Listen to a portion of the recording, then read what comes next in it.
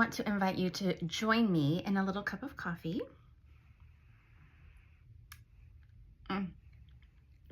And a moment of release. Good thing about this little coffee, I can drink it fast. All right, let's dive in.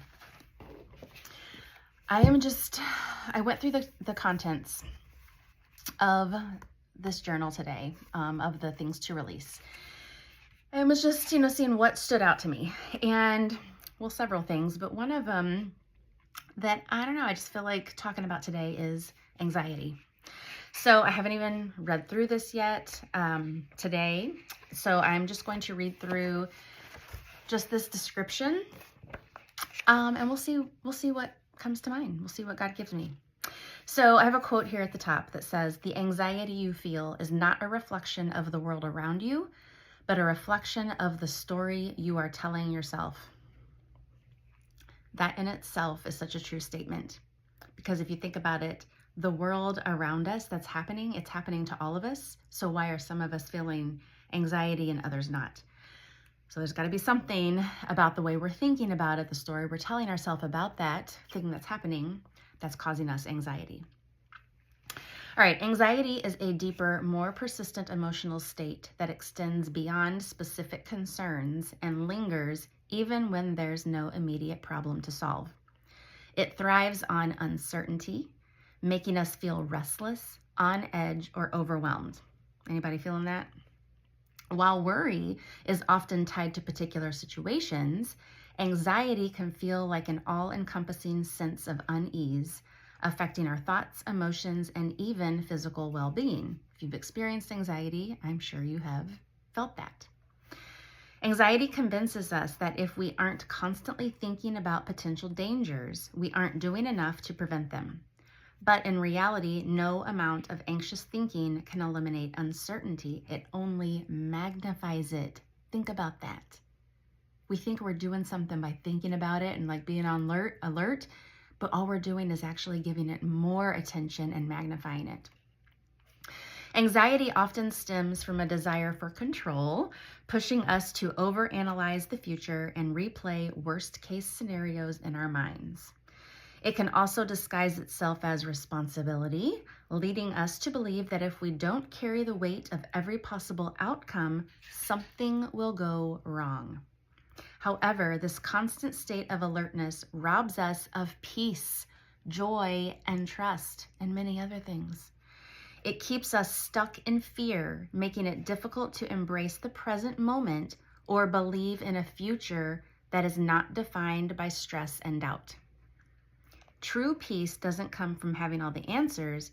It comes from trusting that we are not meant to carry every burden alone. What if, instead of gripping onto anxiety, you allowed yourself to rest in faith? What might life feel like if you finally let go?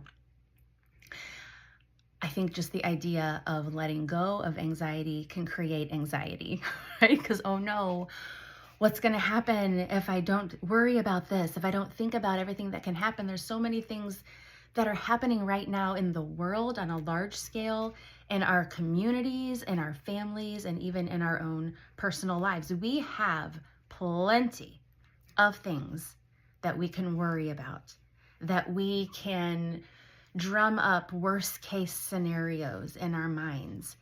But here, let's think about this.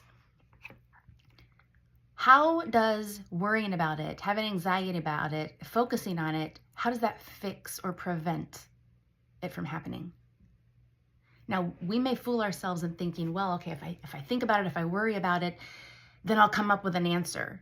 Well, then that's not anxiety and that's not worry. That is actually thinking, being concerned and coming up with a response and then acting on it. So once we act on it, then we don't have that worry and anxiety.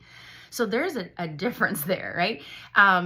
But when we just continually think about it, stew on it, just ruminate on these things that are happening and just, what if this happens? What if that happens, right?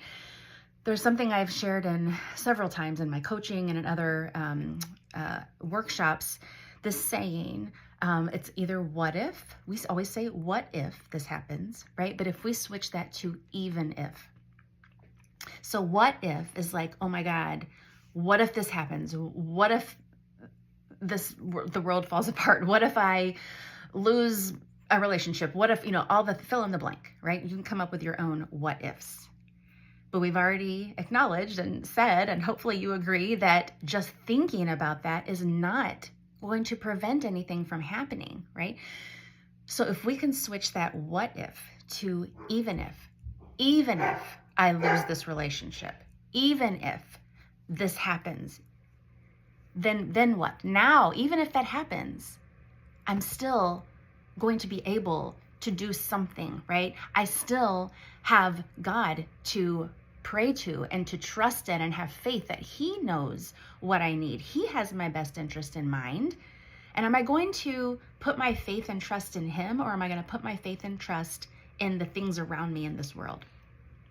It's always very tempting to put our faith and our trust in the things that we can see and touch and feel, the things that we can have control over.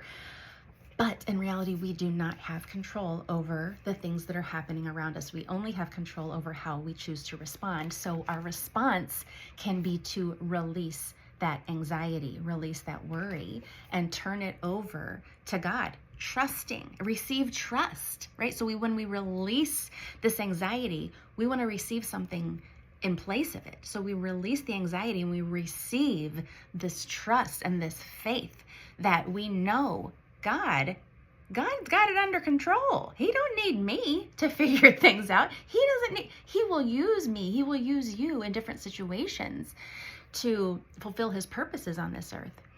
But there are certain things that God has to do. So I hope that helps. I hope there's something from that you gleaned for yourself today about anxiety. If you struggle with anxiety, if you find yourself constantly thinking of those worst case scenarios, in those moments, if we can just stop and just say, God, I release this to you, and I receive trust in you, and I receive that peace that you can give me even in the midst of a storm that's surrounding me.